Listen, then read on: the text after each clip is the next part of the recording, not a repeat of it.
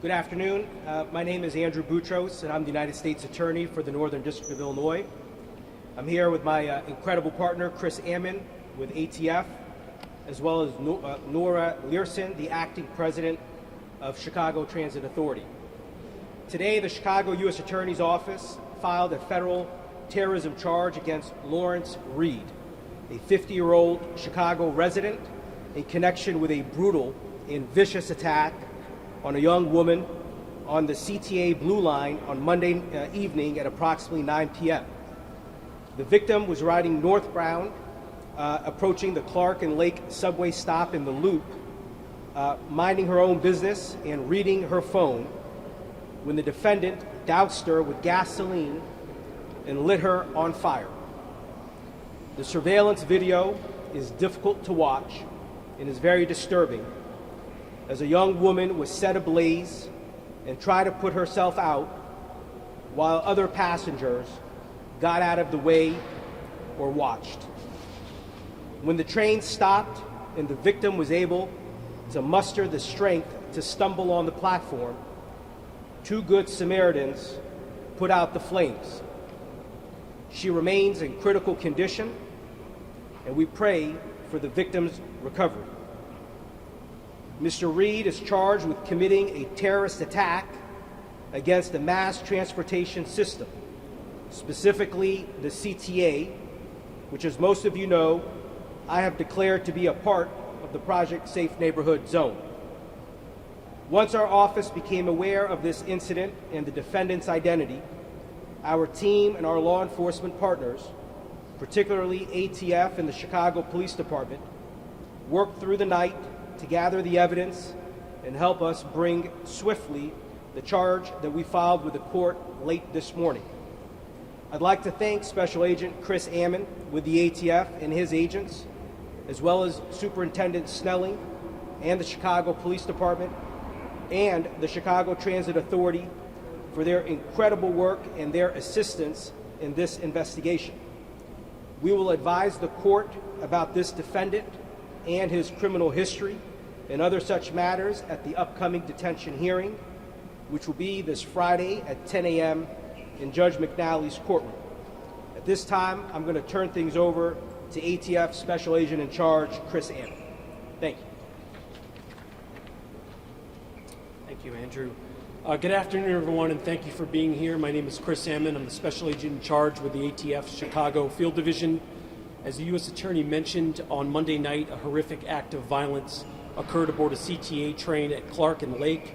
A 26-year-old woman was deliberately set on fire by Lawrence Reed in an unprovoked attack. The victim in this case is in critical condition, and our prayers are with her, her family, and everyone who is affected by this unimaginable tragedy. As the charges make clear today, violence of any kind on the CTA rail system or in our city is unacceptable and will continue to be met with the full force of the ATF, our law enforcement partners, and the United States Attorney's Office. I want to thank U.S. Attorney Andrew Boutros for his leadership and commitment to seeking justice in this case.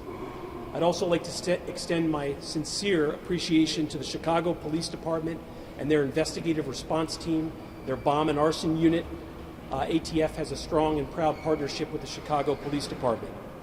CPD officers responded quickly to secure the scene, tend to the victim, process evidence, and then approximately 12 hours later detain Reed so that federal charges could be brought in this case. The evidence in this case will be processed and examined at the ATF National Laboratory in Maryland. Finally, let me say this. Lawrence Reed had no business being on the streets given his violent criminal history and his pending criminal cases. Reed had plenty of second chances by the criminal justice system, and as a result, you have an innocent victim in the hospital fighting for her life. Because of the swift action of CPD, ATF, and our law enforcement partners, there will be no other chances for Mr. Reed. Thank you.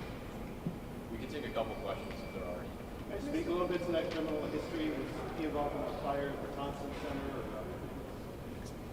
That's correct. We believe he was associated with that 2020 case at the Thompson Center.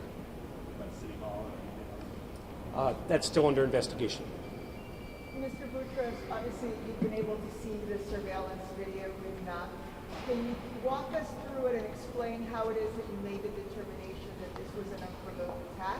And also, what led ultimately for you to decide that this needed to be charged in federal court rather than just in county? Well, let me start with your second question. As the criminal history that I'm sure will be made clear at the upcoming detention hearing, this is an individual with a very long and extensive criminal history. On the state side, these are incredibly serious charges, and this is a case that now needs to be handled federally.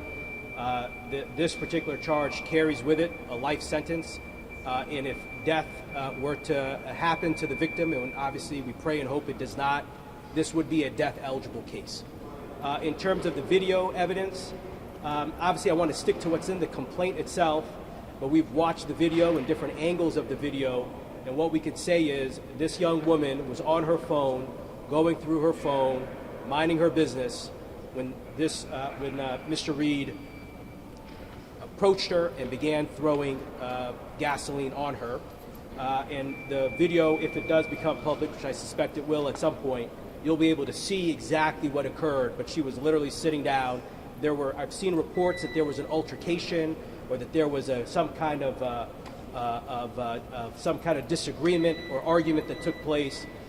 Those statements are inaccurate and false. She was on her phone.